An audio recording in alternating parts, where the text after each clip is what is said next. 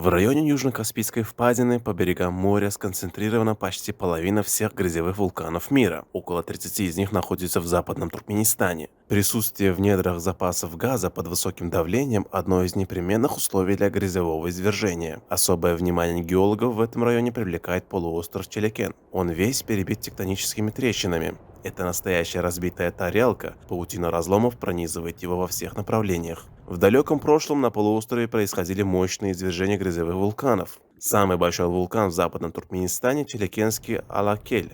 Отдельные глыбы горных пород, выброшенные из жела вулкана с больших глубин, достигают 2-3 метров в диаметре. Застывшие потоки грязи обнаруживаются на расстоянии до 1,5 километра от вулкана. Нефть в районе вулкана Алакель добывается с глубины более 2000 метров. Кандидат геолого-минералогических наук Анатолий Григорьевич Бушмакин – краевед и исследователь. Он уже много лет заведует геологическим музеем при географическом факультете в Туркменском государственном университете имени Махтумкули.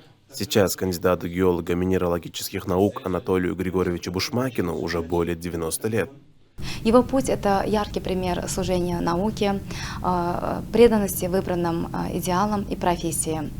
Более 60 лет отдано им научной и педагогической деятельности. Его многочисленные труды приняты далеко за пределами нашей страны.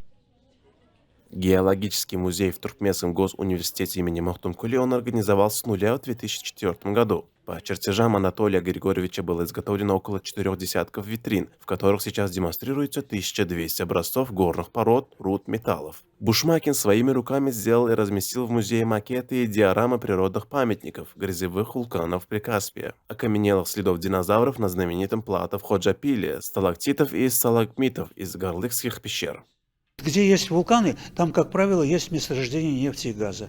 Вот это главная причина, которая побудила для того, чтобы изучать эти вулканы. И потом, сами по себе они очень интересное образование. Много вулканов есть, которых уже они давно не работают. Вот, извержения там нету, но там пробурено много скважин. И вот эти скважины, из этих скважин выливается термальная вода горячая. При изучении этих вод минеральных, это глубина где-то 1,5 километра, оказывается, они содержат промышленное содержание йода и брома. Страной, быть может, очень гордой, Туркменистан своей природой. Здесь горы, реки и барханы, ахалтекинцы и джейраны, и волн бушующих прибой.